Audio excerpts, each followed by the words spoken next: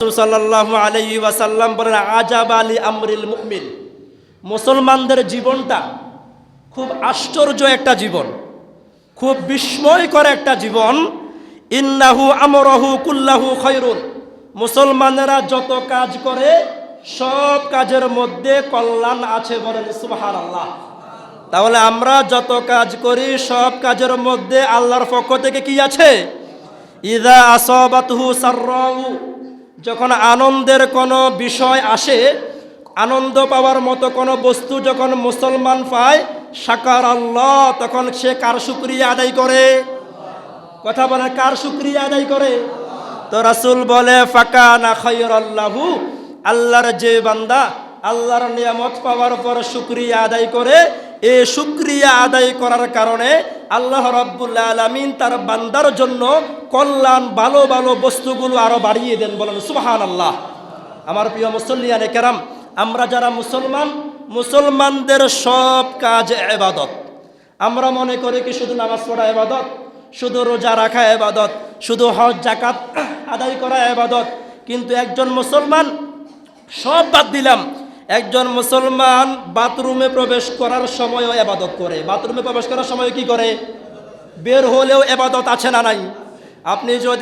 আমি যদি বাথরুমে ঢোকার সময় বলি আল্লাহুম্মা ইন্নী আউযু বিকা মিনাল খুবুসি ওয়াল খাবাইস, এরপরে বের হওয়ার পর আমরা যদি বলতে পারি আলহামদুলিল্লাহিল্লাযী আযহাবা আন্নিল আযা ওয়া আফানি, এই দোয়া পড়ার বিনিময়ে আল্লাহ রাব্বুল আলামিনের হাবিব বলেন, আমার যে উম্মত বাথরুমে প্রবেশ করার সময় দোয়া পড়বে, আবার বের হয়ে দোয়া পড়বে, আল্লাহ রাব্বুল আলামিন যেই সময়টা সে টয়লেটের মধ্যে ছিল, সেখানে আল্লাহর জিকির করতে পারে নাই, কোনো ইবাদত বন্দেগী করতে পারে নাই, কিন্তু আল্লাহ রাব্বুল আলামিন ওই দোয়া পড়ার কারণে, আল্লাহর শুকরিয়া আদায় করার কারণে ওই সময়টাও ইবাদতের মধ্যে উল্লেখ করে দিবেন, বলেন সুবহানাল্লাহ।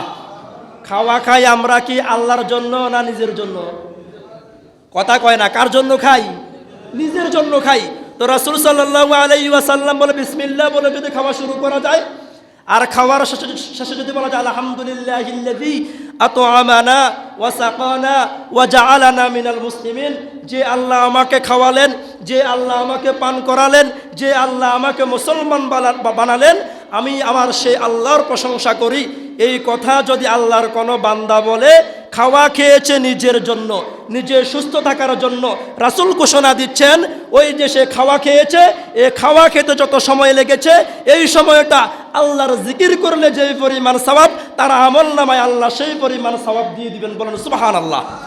তাহলে মুসলমানদের সব কাজ ইবাদত, মুসলমানদের সব কাজ, যদি সে কাজ আল্লাহ এবং রাসূলের তরিকা। আমার ভাই, রাসূল বলেছে আপনি ব্যবসা করেন, রাসূল বলেছে সব ব্যবসায়ী আর আমি আল্লাহর রাসূল এভাবে জান্নাতে থাকবো। এভাবে মানে কি? কাছাকাছি। এভাবে মানে কি? এই আঙ্গুল থেকে এই আঙ্গুলের দূরত্ব কি এক হাত? খুব কাছাকাছি না? তো রাসূল বলেছে তুমি সৎভাবে যদি ব্যবসা করতে পারো, তোমার জন্য আমি রাসূলের ঘোষণা, তুমি আর আমি জান্নাতে পাশাপাশি থাকবো। তাহলে একজন মুসলমানের সব কাজ যদি কোরআন সুন্নাহর আলোকে হয়, গুনাহ না ইবাদত? রাসূল বলে, ওয়াইযা আসাবাতহু দাররা, আল্লাহর কোন বান্দা যদি বিপদে পড়ে, ইমানদার মুসলমান, সবার, সে সবর করে, সে ধৈর্য ধরে, ফাকানা খায়রাল্লাহু, রাসূল বলেন আল্লাহর কোন বান্দা যদি সবর করতে পারে, ধৈর্য ধরতে পারে, এই সবরের মধ্যে, এই ধৈর্যের মধ্যে তার জন্য কল্যাণ আছে, বলেন সুবহানাল্লাহ। আমার প্রিয় মুসল্লিয়ানে কেরাম, ভালো মানুষের বিপদ কম না বেশি? আমরা বলি ভালো মানুষের বিপদ কম হয় না বেশি হয়? বেশি হয়। আমরা বলি না? ভালো মানুষের জীবনে বিপদ বেশি আসে কেন? যে হুজুর বেশি হক কথা বলবে, সে হুজুরের সমালোচনা বেশি হবে। কেন বেশি হয়? রাসূল বলেন, ইন্না ইজামাল জাযাই মা ইজামিল বালা, আল্লাহ রাব্বুল আলামিনের যে বান্দার জীবনে যত বড় বিপদ আসবে, সে যদি ঈমানদার হয়, আল্লাহ তাকে তত বড় পুরস্কার দান করবেন, বলেন সুবহানাল্লাহ। তাহলে সব সময় আল্লাহ মুসলমানদেরকে কষ্ট দেয় শুধু কষ্ট পাওয়ার জন্য না গুনাহ ক্ষমা করার জন্য? রাসূল বলে, তুমি রাস্তা দিয়ে হাঁটার সময় তোমার পায়ের মধ্যে যদি একটা কাঁটা যদি বেঁধে যায়, এই কাঁটা লাগার কারণে তুমি যে সামান্য পরিমাণ ব্যথা পেয়েছো, তুমি শুধুমাত্র ইমানদার হওয়ার কারণে, মুসলমান হওয়ার কারণে ওই সামান্য ব্যথার কারণে আল্লাহ তোমার জাহান্নামের আযাব মওকুফ করে দিবেন। বলেন সুবহানাল্লাহ। তো রাসূল বলে ওয়া ইন্নাল্লাহা ইযা আহাব্বা কওমান ইবতালাহুম, আল্লাহ যদি কোনো জাতিকে ভালোবাসে, আল্লাহ যদি তার কোনো বান্দাকে ভালোবাসে, তাকে আল্লাহ রাব্বুল আলামিন বিপদ মুসিবত দিয়ে আল্লাহ পরীক্ষা করেন। বিপদ মুসিবত দিয়ে কি করেন? শুধু সব সময় আল্লাহর নিয়ামত খাবেন, সব সময় আপনি শান্তিতে থাকবেন, বিষয়টা এমন না। আপনি যদি ইমানদার হয়ে থাকেন, আমি যদি মুসলমান হয়ে থাকি, তাহলে ইমানদারদের জীবনে মাঝে মাঝে বিপদ আসারও সম্ভাবনা আছে না নাই?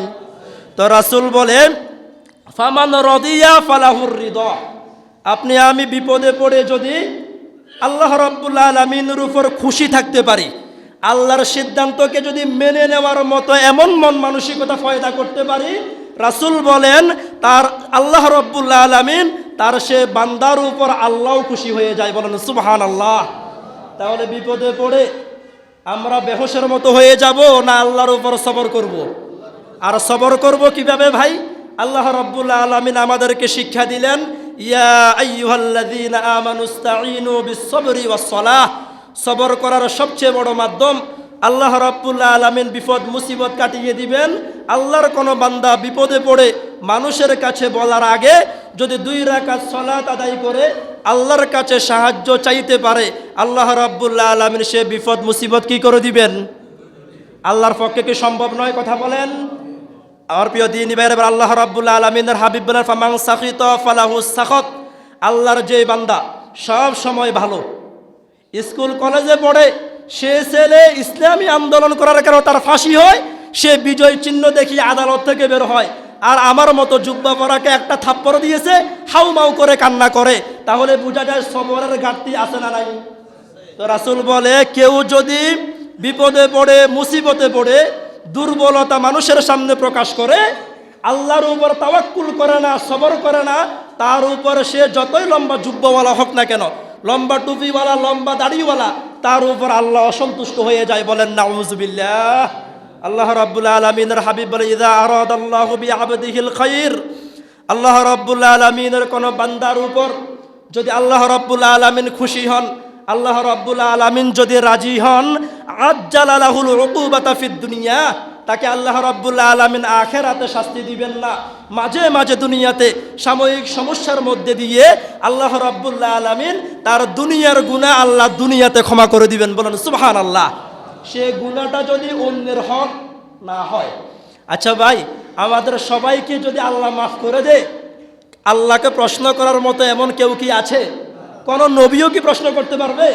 তাহলে রাসূল বলেন আল্লাহর কোন বান্দা যদি বিপদে পড়ে, সমস্যায় পড়ে, হতাশ না হয়ে, চিন্তিত না হয়ে সবর করতে পারে, তাদেরকে আল্লাহ রাব্বুল আলামিন মাঝে মাঝে দুনিয়াতে বিপদ দিয়ে তাদের গুনাহগুলো আল্লাহ কি করে দেন? মাফ করে দেন। আল্লাহ রাব্বুল আলামিন বলেন, আল্লাহ রাব্বুল আলামিন উলাইকা ইউতুনা আজরাহুম মাররাতাইন। আল্লাহ রাব্বুল আলামিন দেখেন, আমি হুজুর যদি নামাজ পড়ে যদি জান্নাতে যাই, আমাকে আল্লাহ যেই মানেরা জান্নাত দিবেন। আমার এই পাশে যে ধরেন একজন ভাই বসে আছেন, তিনি সবর করে যদি আল্লাহ রাব্বুল আলামিনের জান্নাতে যায়, কার জান্নাত বড় হবে? কে জান্নাতের নিয়ামত বেশি পাবে? আল্লাহ রাব্বুল আলামিন বলে বিমা সবারু, আমি হুজুর নামাজ পড়ে, রোজা রেখে, হজ যাকাত আদায় করে জান্নাতে গেলাম, আর আমার এই একজন ভাই এই বিষয়গুলো পালন করেছে, কিন্তু তার সবচেয়ে বড় গুণ সে সব সময় সবর করে কার উপর? এ সবরের গুণের কারণে সে যদি জান্নাতে যায়, আমি হুজুরের চেয়ে জান্নাতে আল্লাহর নিয়ামত উনি বেশি পাবে। বলেন সুবহানাল্লাহ। আমি যদি জান্নাতে একটা বাড়ি পাই, উনি বাড়ি পাবে কয়টা? কয়টা কথা বলেন? 2টা।